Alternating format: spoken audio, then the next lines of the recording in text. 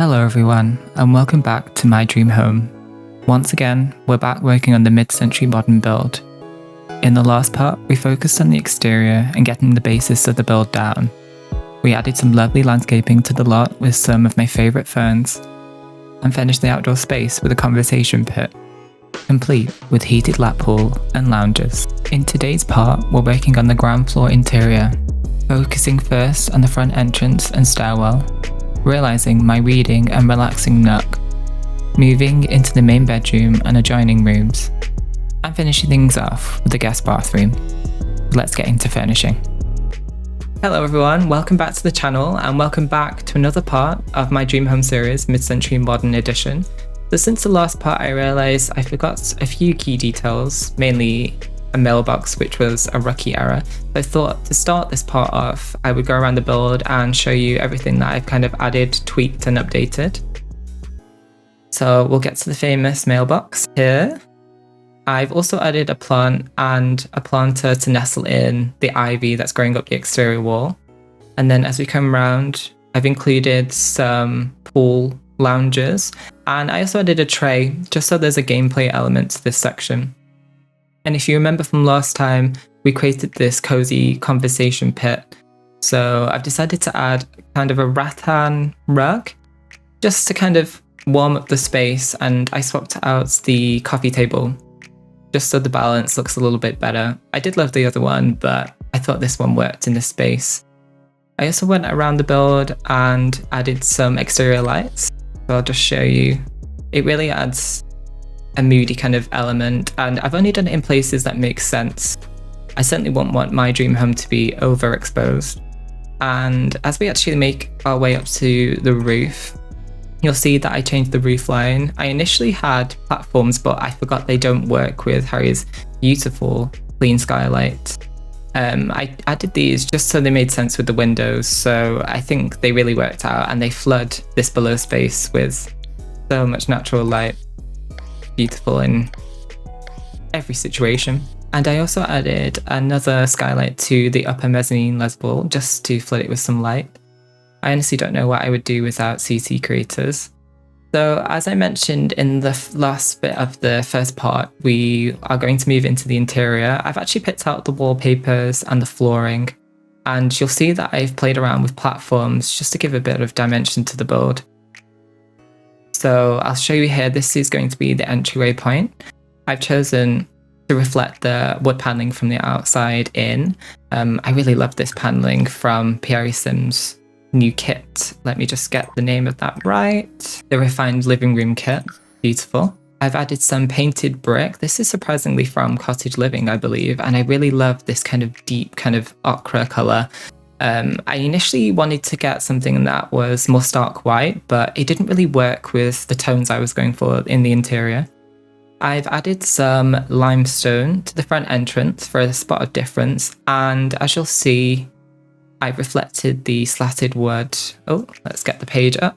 From the flooring to the ceiling. I saw many a reference where the wood was used on the ceiling in a kind of mid-century home, and a column, not for kind of structural reasoning, just more decoration. And I've decided to carry on the limestone into this little reading nook. Well, not little really, it's actually quite a generous space. So I thought I'd maybe zone out this area with some bookcases, a few variations in seating, and a table with chairs. Maybe not a dining table, just more of a kind of conversation table, as you will. And as we move on to the bedroom area, I've decided to close off this part. If you remember from last time, I initially had this wide open and this was going to connect to the main bedroom. But since then, I've added in what will be a kind of snug closet space and a private ensuite, and then use this bathroom to cater to the ground floor. I found these insane tiles. I was looking high and low for something that was similar to this style. I saw so many reference pictures with it, so I'm really happy that I managed to find it. And as you'll see, I've just peppered this wood paneling here and there. I've chosen the lighting, so quite subtle, and I've added this beautiful pendant lighting from Pt.2, I believe. I thought maybe firstly let's start on the entrance foyer section. Seems to be the most kind of natural starting point. I've chosen some really beautiful things that I think work in harmony with this space. Firstly, with the sideboard, I wanted everything to work within a color scheme. So you can see here, it kind of plays off the pendant light. This plays off the brick wall. And I married that in with this really gorgeous print. I'm adding a plant into this section, considering there's quite a lot of space to the side, just to fill up that void. Make sure it's not cutting in too much, it's quite a big boy. And adding an umbrella stand because this house will be in the UK and it rains 90% of the time. So this will probably be the most used piece in my house. And I thought of adding a mirror here just so you can check your reflection on the way out or on the way in. And the height works just fine there. Nice. And as you'll see, I've added a thermostat to this section just to control the underfloor heating in my dream home, and a light switch for all the light fixtures throughout the house. So I'm kind of happy with how that looks with the balance. Now onto the stairwell level. So there's quite a bit of room beneath the stairs, so I'm thinking maybe of adding just some seating and maybe a lower console table with a bit of artwork and some extra trinkets. So let me just choose some things and I'll be right back. Okay, I haven't chosen too many things for this area, but I think they will make an impact as you're walking through this otherwise dead space. So, as I mentioned earlier, I wanted to add a seating kind of part here, and I found this high back chair from the MCM collection that I think really works. It's not too much of a statement in this kind of grey brown tone, and maybe let's bring some extra life in here with a plant on this pedestal. And I've chosen a really sleek sideboard with a lamp on the side because, as you know, gays do not like overhead lighting. Well, I don't anyway. And this beautiful canvas from Harry's Shop the Look collection. Now this really plays into kind of more of an abstract mid-century modern piece of art, and I love the colours. Really works with the olivey tones and the hints of yellow, green, blue. Yeah, really chuffed with that piece. Now, as for this little walkway, I'm thinking of leaving it blank. I've just added the wood paneling. It's a bit of a feature, but sometimes less is more, and I'm happy with that. So let's move on to the reading nook. Now, what I had in mind was having a row of bookshelves here, potentially with a desk, and see how I could slot that in, and having a few zones for seating. Maybe a chaise here, so you can make use of this really beautiful view to the pool. And it's quite an irregular shape, so I definitely want to split it up into sections. I was thinking maybe of also having a round table here, not maybe for dining, although that could definitely work for some extra indoor-outdoor entertainment. Maybe more of a kind of creative drawing space. So I've chosen some bookshelves for this area. If you remember from the first part, I wanted to have a row of bookshelves, but I thought maybe let's break it up and add in a desk space here so I can work away. Maybe I wouldn't be making videos here, although the background would be very much appreciated. So I've dressed this off camera. I know what I'm like with detail, but I've used a mix of CC and the refined living room kit. There's some really beautiful pieces in here, and I mean, look at that, it's just on par with CC. So I've added a desk here. Oh, I can see you're just a bit too far into the wall. Thank you. With a copy of Simlish Architectural Digest. And I've chosen a CC desktop because the ones we have in game are less than ideal. And I thought maybe we could add a desk chair together. I'm thinking maybe just the one from the base game, actually. I was considering the one from Halo's most recent kit, but I think I like the height of this one, so maybe let's darken it down a little bit. We'll get rid of you. And then here's the perfect place for a painting. Now, again, I'll be singing the praises of this kit over and over again. This works an absolute treat. I wonder if maybe we can add some colour in. That's perfect. Just to play off again the tones of the brick wall. Maybe I'll just lift you a bit higher, and Maybe let's add the lighting here. So I'm adding zones to this room with textiles, and I've chosen this rug from the Solo collection in kind of really rich olive jute texture. And I thought to make use of this nearly floor to ceiling window, it'd be a nice idea to have a chaise, just so I can lounge in all my finery and make use of this really tranquil pool view. So I've chosen this magazine stand that will no doubt be filled with my hundreds of issues of Vogue, which I have yet to unpack still. And add a little bit of greenery in here with a dragon tree. Let's just try and make sure it doesn't stick too much into the wall. That just about works. And then I found this gorgeous piece of CC from Felix, which is the London Eames chair.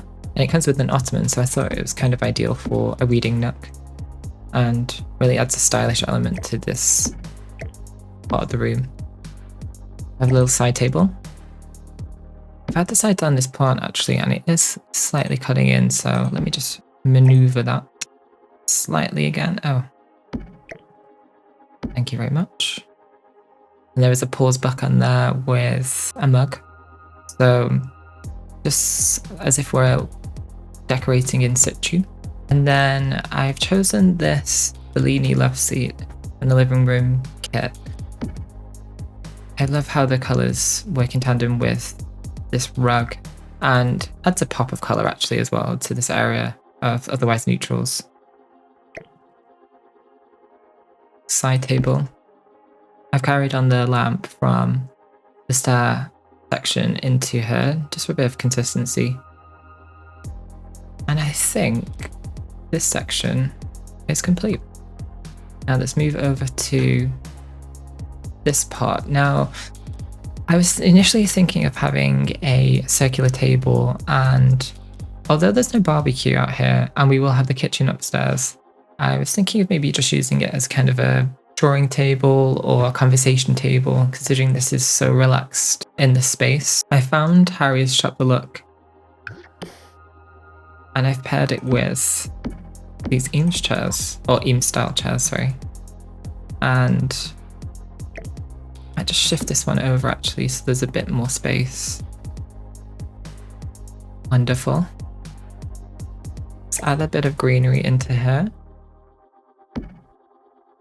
I really like how the pot works with the flooring in this section. Although, is this facing correct? No, it's not. Let's align you with the pendant light. And then to finish off this table, I'll add this little terracotta pot.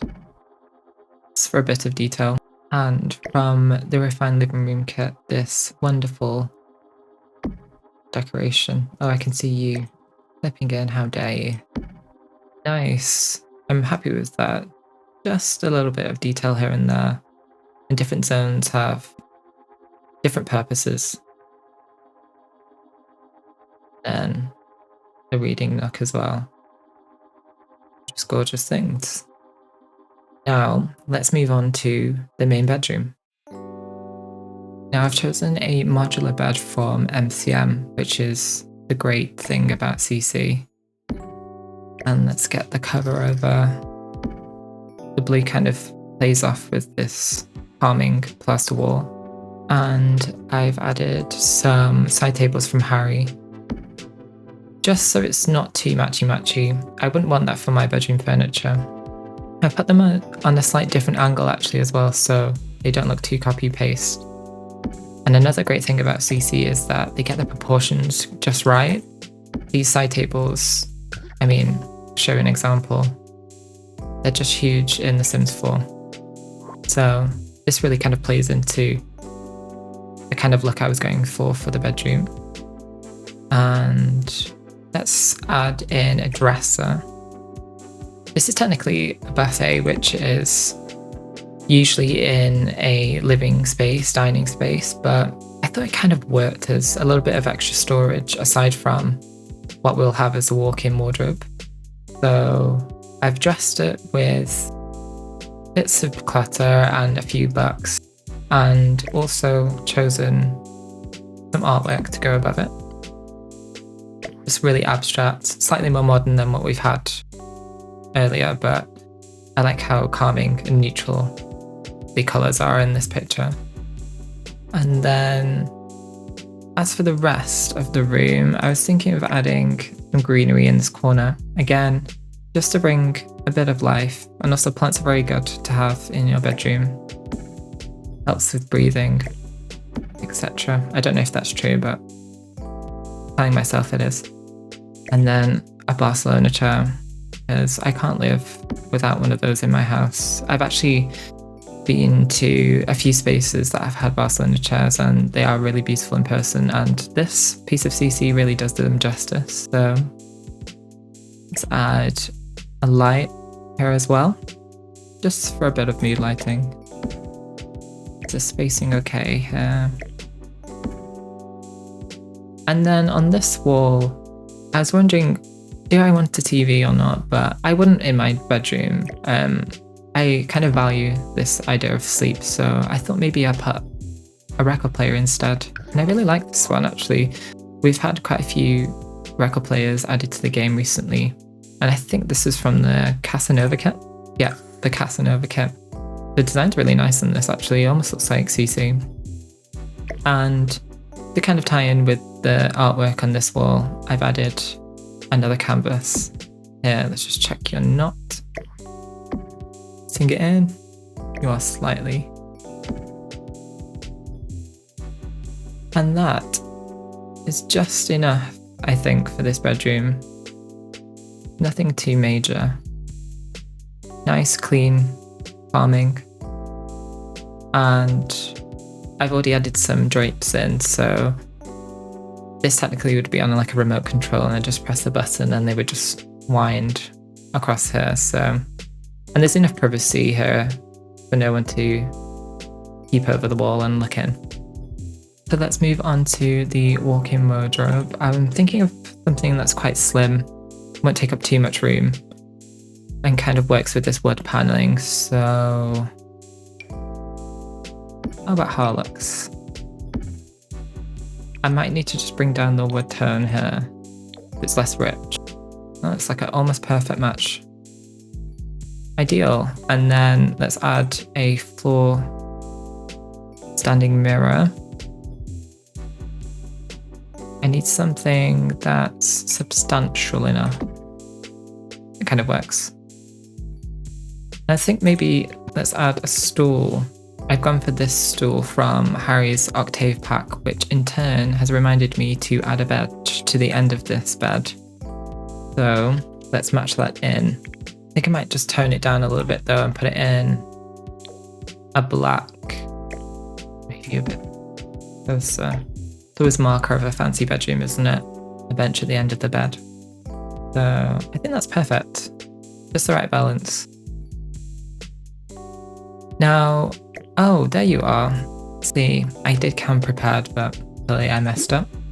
So I thought rather than furnish the ensuite, I would furnish this secondary bathroom, because I've actually zoned it into areas. So this will be the shower, and then hidden around here is the loo, and I was thinking maybe of a freestanding sink basin. So let me just pick out some things and I'll show you once we get back.